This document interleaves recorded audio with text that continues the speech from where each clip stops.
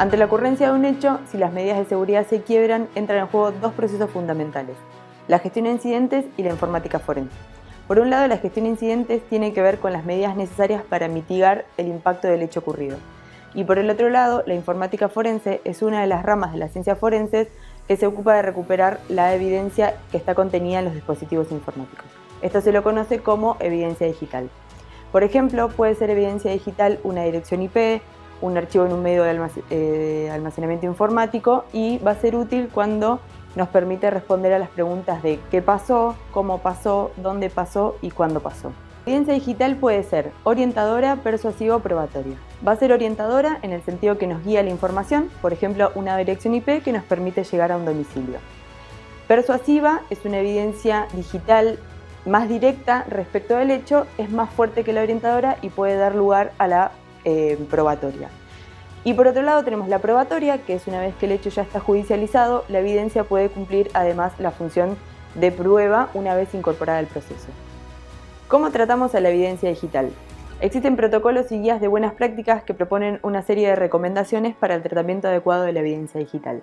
Por ejemplo, en PURI, un correcto tratamiento incluye las fases de identificación, recolección, adquisición, preparación, extracción y análisis y presentación. Cuando trabajamos con evidencia digital hay que respetar algunos principios forenses. Principalmente tenemos que evitar la contaminación, llevar una cadena de custodia y actuar metódicamente. Cuando hablamos de evitar la contaminación, lo que pretendemos es minimizar el manejo de todos los dispositivos originales.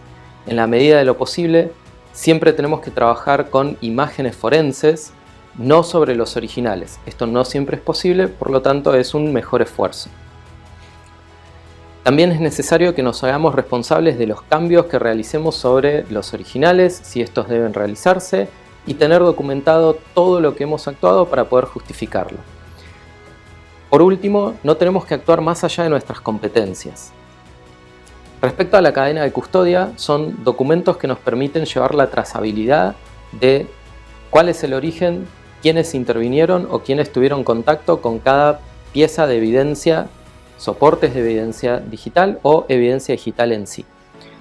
Por último, con respecto al actuar metódicamente, cada jurisdicción o provincia puede tener o debería tener sus protocolos o sus guías de buenas prácticas. Por ejemplo, en la provincia de Buenos Aires tenemos la Guía Integral de Empleo de la Informática Forense en el Proceso Penal, que fue autorizada por la Resolución de Procuración General 483/16. Un valor de hash es un código matemático que se calcula en base a datos que nos permite garantizar la integridad de archivos de evidencia digital de cualquier medio de datos digitales.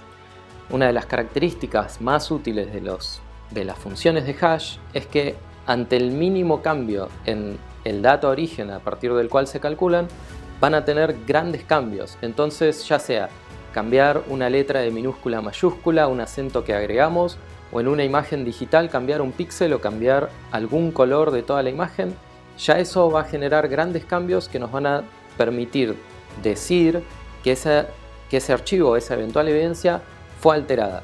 O al revés, si el valor de hash de la evidencia digital se mantiene constante a lo largo de todo el proceso, desde la primera adquisición hasta el último trabajo de análisis y de presentación, podemos dar garantías de que la evidencia digital se mantuvo íntegra, no fue modificada en ningún momento.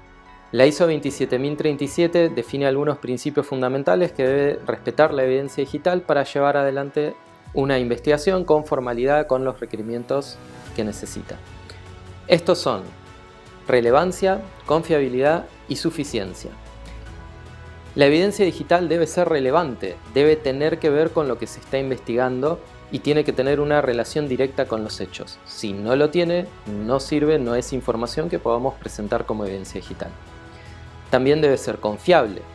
Debemos seguir un método para obtenerla y debe estar todo documentado de manera que pueda ser auditado en el futuro, que pueda seguirse un proceso repetible y reproducible. Por último, debe ser suficiente. Debe alcanzar para probar los hechos que se están investigando, para demostrar una hipótesis, ¿sí?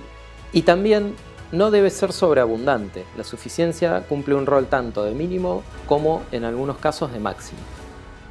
Además de estos requerimientos, la evidencia digital tiene que tener validez legal. Debemos obtener esta información a través de medios lícitos y con las autorizaciones correspondientes para que pueda introducirse en un proceso judicial con las garantías que necesitan todos los actores. También hay que tener en cuenta los requisitos del proceso, que tiene que ser auditable, repetible, reproducible y justificable. Que sea auditable quiere decir que todas las acciones que se realizaron están documentadas y otro perito o profesional puede validar, puede leer este informe y puede validar que se siguieron los pasos adecuados o se trabajó de manera correcta. Que sea repetible quiere decir que otro profesional puede seguir exactamente los mismos pasos con las mismas herramientas y va a llegar en cualquier momento, partiendo de la misma evidencia digital, a los mismos resultados.